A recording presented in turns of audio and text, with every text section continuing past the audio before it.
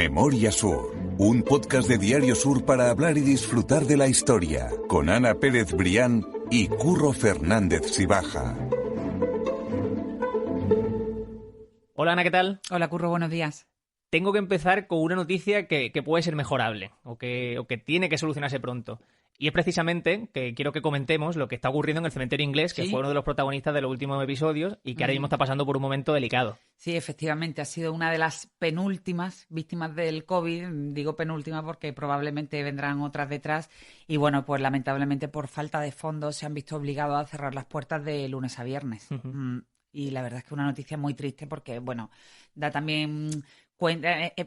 como que inicia un camino peligroso, no hacia su desaparición, porque espero que tenga solución, pero sí que es triste y es lamentable que un lugar como el cementerio inglés, que además es bien de interés cultural y que tanto representa nuestra historia, ¿no? Ya la conocimos en el podcast, porque se vea obligado a tomar esa decisión cuando además la cantidad que necesitan para seguir sobreviviendo no es nada abultada, son apenas 2.500 euros al mes pues para tener el servicio de jardinería, la persona en la puerta encargada de la entrada, pero bueno, han tenido que tomar esa drástica decisión. Me consta que hay conversaciones con administraciones para revertir ese cierre, pero bueno, sí, la verdad es que el podcast de hoy empieza con una noticia triste. Sí, pero bueno, nosotros lo que queremos es invitar, entendemos que todo el mundo tiene una situación complicada, la mayoría de gente a día de hoy, pero que lo queremos invitar a todo el mundo a visitarlo en ese horario que tienen de fin de semana actual, que es sábado, domingo y festivo de 10:30 a 3.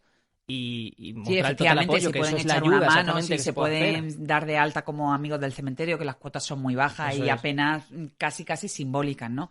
Pues bueno, hacemos un guiño a este lugar tan querido por todos, que además es una referencia en los últimos 200 años de nuestra ciudad, ¿no? Ya lo comentábamos en el podcast, toda la historia que hay enterrada allí, literalmente, ¿no? Eso es, contamos su historia hace aproximadamente un mes, si no me equivoco, sí. Exactamente. Así que igualmente quien quiera escucharlo le podrá echar un ojo y seguro que se interesa por visitarlo, que merece muchísimo la pena, la verdad es que sí. Vamos a hablar de que este fin de semana, este domingo, se celebra San Valentín. Vamos a intentar relacionarlo de alguna forma con lo que vamos a contar, porque no es una historia muy romántica. Bueno, pero... Curro, tú eres muy valiente a la hora de relacionar esa historia, pero vale, venga. Bueno, lo compramos. Vamos, exactamente, vamos a comprarlo. Lo compramos y vamos a hablar de un lugar también muy importante para la ciudad de Málaga, que hoy también en día está cerrado por los problemas de humedades y de conservación, y que no es otro que el de la cripta de los Condes de Buenavista.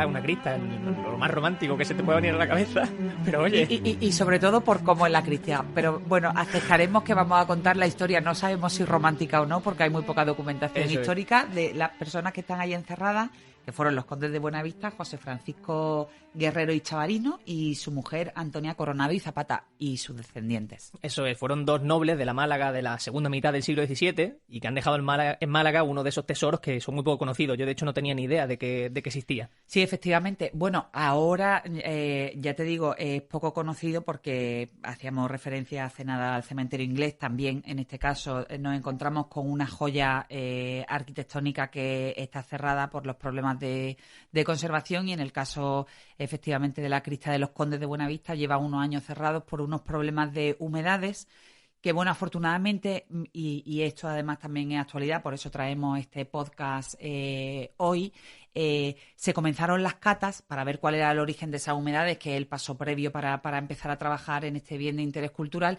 y se ha determinado que parte de esas humedades que están arrancando las yeserías de la cripta, que son unas yeserías maravillosas que además están protegidas, viene de uno de los aseos de la Clínica Pascual, que hoy en día está cerrada, pero sí que había una fuga de agua y eso pues ha terminado por deteriorar a la parte de abajo de la cripta de los Condes de Buenavista. Tampoco ayuda el hecho de que por ahí, por esa zona, hay un arroyo subterráneo. Se contempló también como hipótesis de origen de esas humedades, pero finalmente ya está puesto el foco sobre el origen de estas humedades, que es algo tan poco romántico como el aseo de un hospital, ¿no? Ya que hablamos de romanticismo. Que no se nos olvide que estamos hablando de la cripta, pero que no hemos dicho que está en el barrio de la Victoria, ¿verdad? Bueno, claro.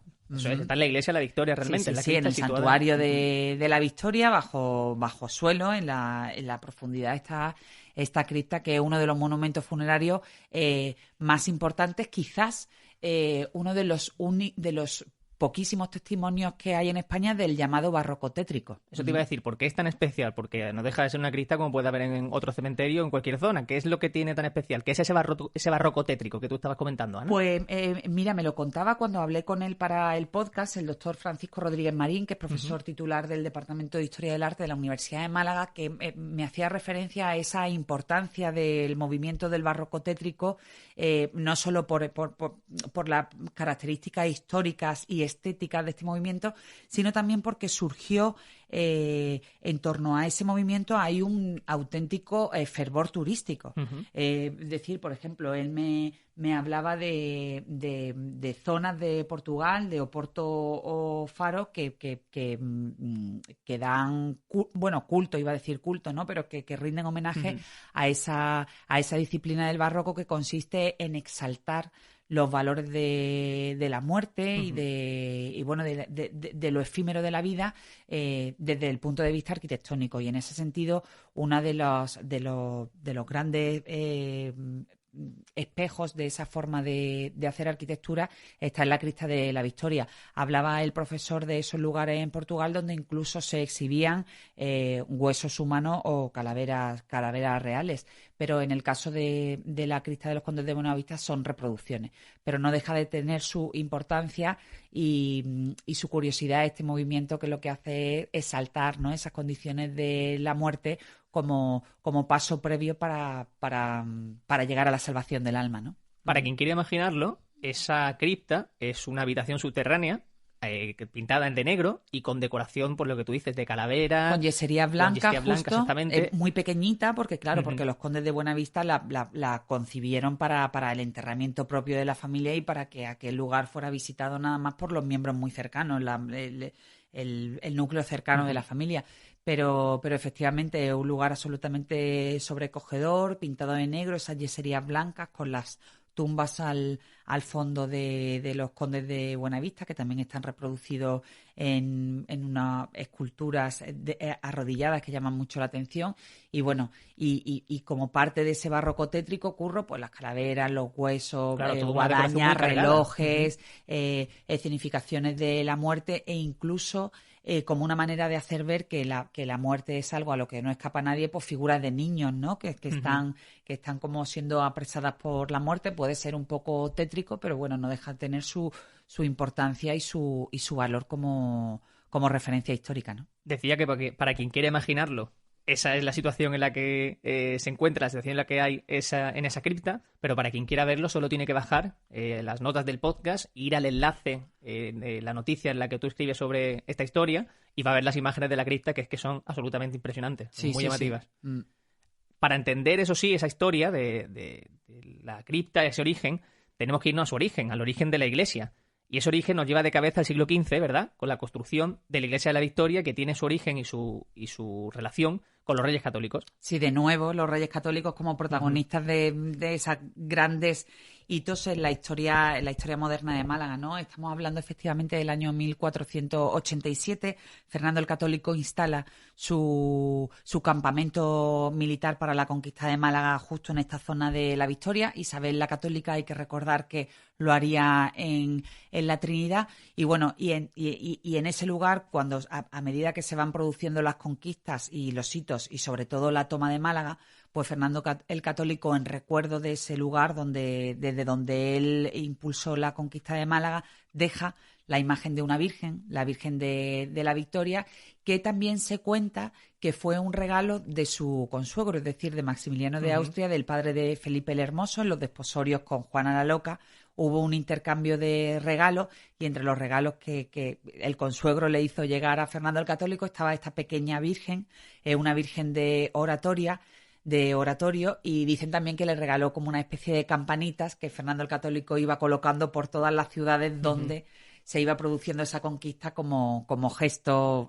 sonoro, ¿no? De esa Virgen de la Victoria y de una curiosidad que tiene en su historia, vamos a hablar al final del podcast, que vamos a contar una historia que también es desconocida, pero que igualmente es muy interesante. Hay también un detalle curioso para entender todos esos dominios que estaban logrando y que cuando ya se llegó a hacer incluso la propia iglesia, y es que las huertas que pertenecían en ese momento a la Orden de los Mínimos, ¿verdad?, que es con la que se quedaron con la iglesia, llegaban hasta el Jardín de los Monos, lo que es la Plaza de la Victoria, y paralelamente llegaban hasta Calle Amargura. Y es el motivo por el que la calle central, que es Compás de la Victoria, se conoce como tal, porque compás quiere decir acceso, entrada. Trayecto, que no tienen ni idea de eso. Sí. Me llama mucha atención. Fíjate, son las curiosidades que descubre. Efectivamente, Fernando el Católico deja ahí la Virgen en honor a esa Virgen y en honor a la conquista. Se eleva la iglesia primitiva de la Victoria, se entrega la iglesia primitiva de la Victoria y el convento. Todas esas tierras y toda esa construcción se entrega a los mínimos. De hecho, el convento de Málaga es el convento matriz de toda esa orden posterior. Y bueno, y como tú muy bien dices, Curro, pues las huertas llegaban bastante a una zona bastante amplia, toda esa zona del Compás de la Victoria. Muy llamativo, la verdad.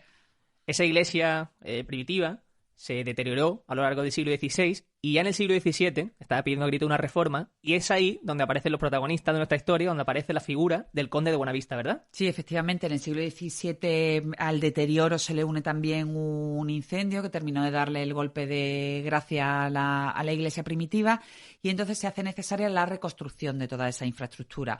Ahí, lógicamente, como hemos hablado ya en otras ocasiones, se necesita el concurso de la iniciativa privada porque, lógicamente, la iglesia no tiene fondos para levantar todo eso que se proyectaba.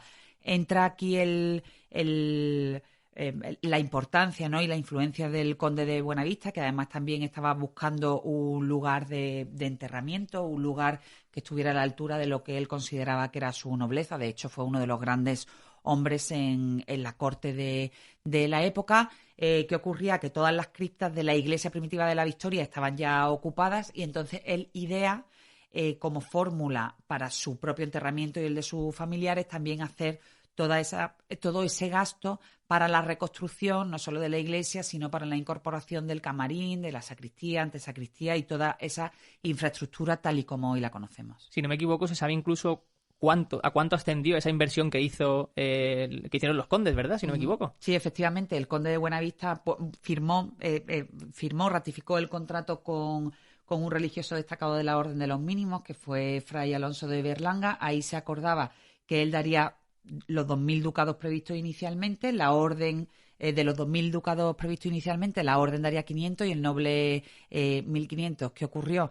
Que lo que ocurre hoy en día no es propio de hoy, sino que también en el pasado las obras que se proyectaban después se disparaban los costos, y hay referencias históricas que dicen que el conde llegó a pagar incluso 60.000 ducados. Imagínate, de los 2.000 iniciales a los 60.000, el gasto que representó aquella, sobre todo en la parte de la cripta. He mirado por curiosidad a cuánto equivale un ducado a día de hoy, y son 37,5 €. Bueno, pues O fíjate, sea que puede si es por hacer las 60.000, cuentas. exactamente te salen cientos y cientos miles de euros de inversión que da el resultado de una cripta que estamos hablando a día de hoy por su interés. Que, por cierto, esa cripta, podemos pensar que quizás por todo ese tema tétrico y de decoración con tema de la muerte, puede resultar lejana a la religión, pero al contrario, es de una creencia religiosa más profunda incluso, el relacionar a la muerte con parte de la vida, digamos. En el siglo XVII, pues la manera de creer y de estar en el mundo no tiene nada que ver con la época tal y como la entendemos hoy. Era una manera la vida se entendía como ese tránsito de expiación de los pecados para lograr la vida eterna.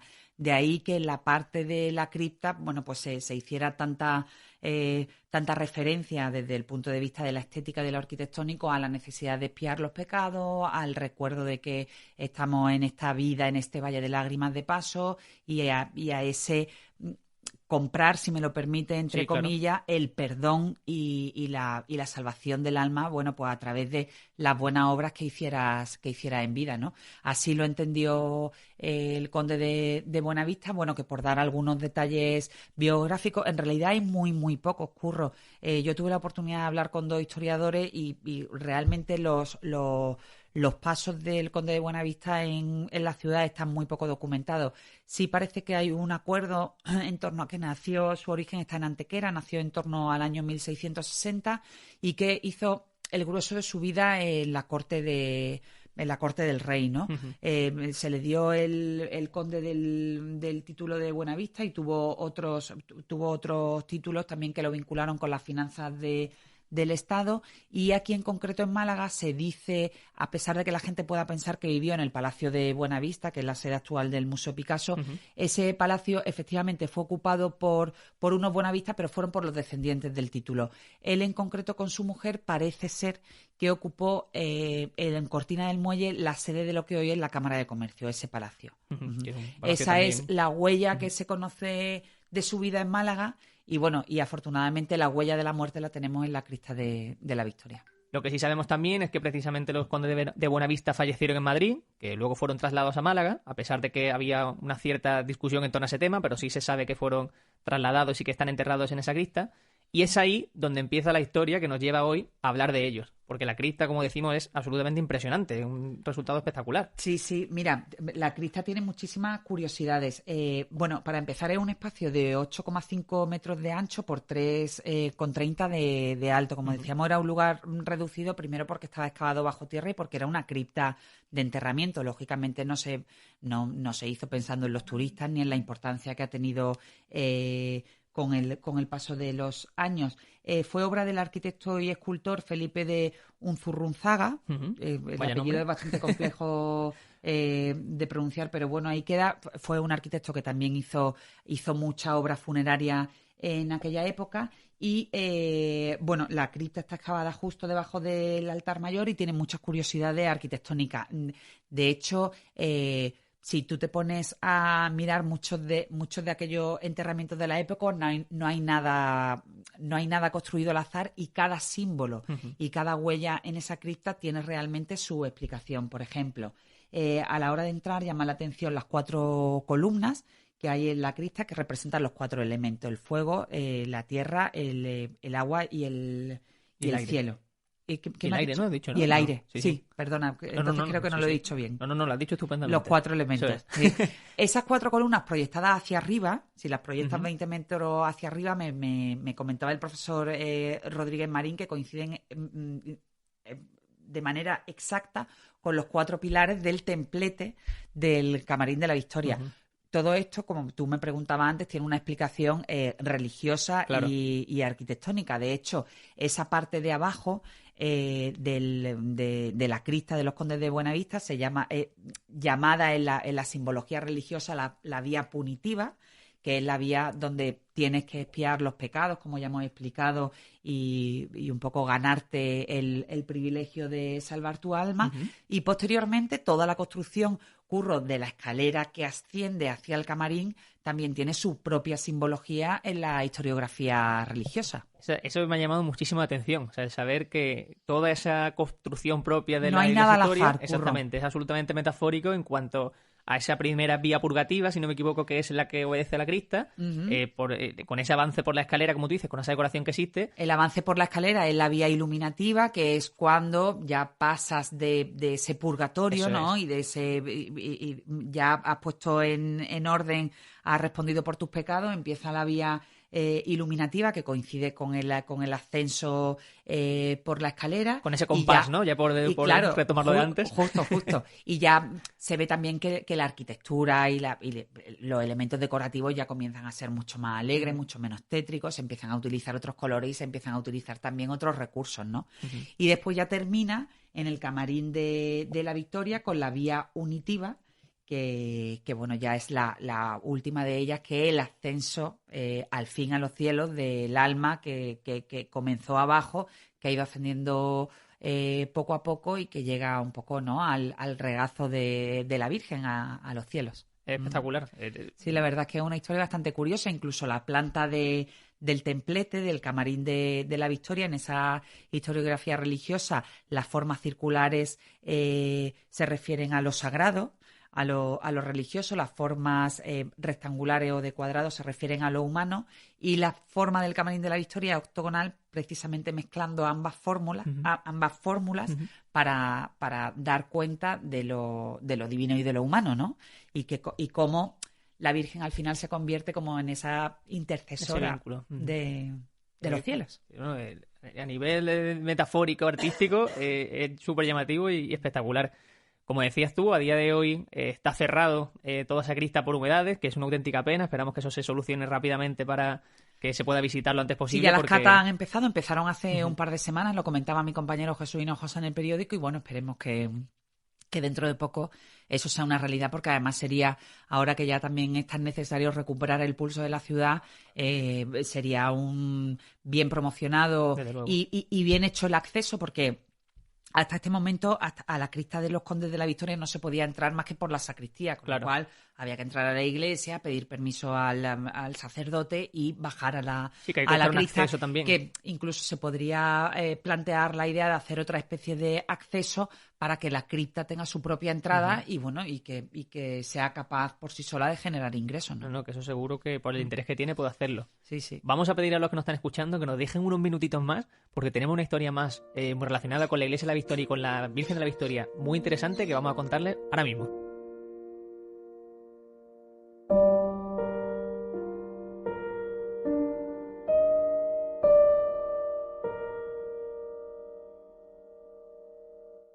Porque, Ana, si yo te digo que el manto, o al menos uno de los mantos de la Virgen de la Victoria, fue elaborado por una princesa de la India, no te estoy mintiendo necesariamente. No, que va. No solo fue elaborado, fue comprado por una princesa de la India y fue elaborado por la casa de modas más fastuosas y más lujosas del París de la época de los felices años 20 del siglo XX, efectivamente.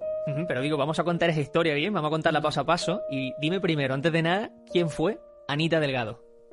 Bueno, pues Anita Delgado tiene una historia absolutamente fascinante. Era una malagueña que logró enamorar al Marajá de Kapurthala y que se convirtió en la Maharani. Se fue a la India. Bueno, allí tuvo una vida con un poco más de sombras que de luces, que contaremos en algún momento, y que en uno de esos momentos de su vida, en concreto en el parto de su primer hijo, quedó para siempre vinculada a la Virgen de la Victoria, de la que hemos estado hablando ahora.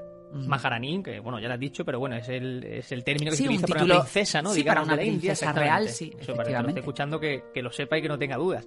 Hablabas de esa historia de parto y que está relacionado con un milagro, con una interpretación de milagro que hizo Anita Delgado, ¿verdad? Sí, efectivamente, ella llegó el momento de dar a luz a su primer hijo con el Marajá. El parto se complicó muchísimo, comprometiendo incluso seriamente la vida de la propia Anita y la de su bebé, y entonces ella en ese momento hizo la promesa de que si todo salía bien, pues que le regalaría a la Virgen de la Victoria, a la que tan vinculada se sentía, porque Anita Delgado tampoco olvidó nunca sus raíces malagueñas, pues que si la Virgen salvaba a su bebé y a ella, pues que le regalaría el manto más fastuoso de cuantos se hubieran regalado nunca a la Virgen de la Victoria. Se salvó Anita, se salvó el bebé y cumplió su promesa y le encargó ese fabuloso manto que le hizo llegar a la Virgen de la Victoria. Ese manto fue entregado hace apenas, menos de 100 años, en 1927. Sí. ¿Y cómo era ese manto? ¿Qué sabemos de él? Bueno, ese manto pues, incluye todo tipo de lujo, está hecho en un tejido absolutamente... Yo creo que el manto es de seda y va bordado a mano con unos hilos en color plateado, y bueno, y el manto nada más recibirlo se convirtió automáticamente en una de las joyas de la corona del ajuar de la Virgen de la Victoria. ¿Qué ocurría? Que hubo cierto recelo en las camareras de la época y bueno, y en la cofradía de la Victoria por ponerle el manto a la Virgen de la Victoria. Primero por una cuestión física de la propia Virgen, pero después por otra cuestión que tampoco se puede obviar, que era por el hecho de que Anita Delgado al final había abjurado de su fe católica y se le consideraba pagana, ¿no? Entonces, ese regalo a la Virgen de la Victoria no era visto con muy buenos ojos por parte de una mentalidad todavía muy conservadora. De hecho, hubo mucha reticencia a la hora de ponerle el manto a la Virgen de la Victoria. Escribías en ese artículo, que dejamos en la nota del podcast, por supuesto, que incluso se pensó tirarse al mar, o sea, arrojarlo al mar. Exactamente, sí, afortunadamente no se hizo esa barbaridad y se logró conservar en el ajuar de la Virgen de la Victoria. Le decías también en ese artículo que precisamente esa virgen no lleva manto, no utiliza manto. ¿Pero por qué entonces se le regaló? ¿Qué es lo que lleva? Mira, ahora la gente si tiene la imagen de la Virgen de la Victoria en la cabeza, es una imagen exenta que tiene tallada el ropaje. ¿Qué ocurre? Hemos comentado también anteriormente que la Virgen de la Victoria, originalmente, cuando Maximiliano de Austria se la regaló a Fernando el Católico, era una virgen de oratorio.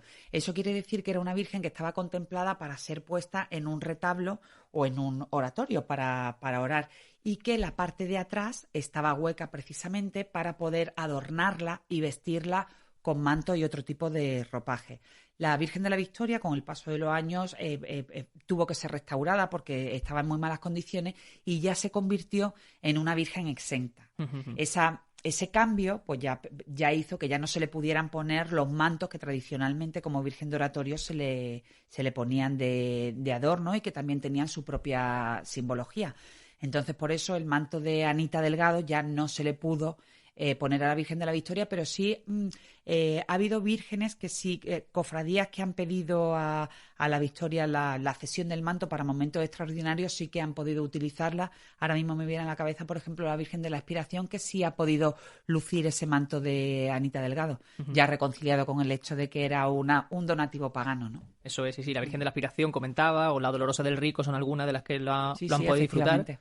Y que desde luego una historia que queda ahí como detalle, como detalle bonito, y además que nos vincula a otra de las grandes protagonistas de nuestra historia reciente, como fue Anita Delgado, ¿no? De la que ya hablaremos en podcasts sucesivos. Desde luego, porque dentro de poquito celebraremos el Día de la Mujer y seguro que lo hacemos con muchas mujeres malagueñas. Que contaremos historias de grandes mujeres, podemos hablar de Anita Delgado, podemos hablar de Trinidad Gruz, la primera concejala del Ayuntamiento de Málaga. Bueno, se me ocurren muchísimas. Bueno, y por supuesto hace referencia también que creo que fue tercer o cuarto podcast, la gran Amalia Heredia. Exactamente. Es decir, nuestra historia está llena de mujeres que rompieron sus propios techos de cristal de la época y que son las protagonistas de que hoy estemos hablando en los términos que estamos hablando de la historia de Málaga, ¿no? Vamos a poner nombre e historia a muchas mujeres, pero bueno, eso ya lo dejaremos para cuando toque y seguro que será un podcast empezaremos a trabajarlo ya, Curro. Eso es. Pues Ana, mil gracias como siempre y quedamos citados para la semana que viene. A ti siempre, Curro.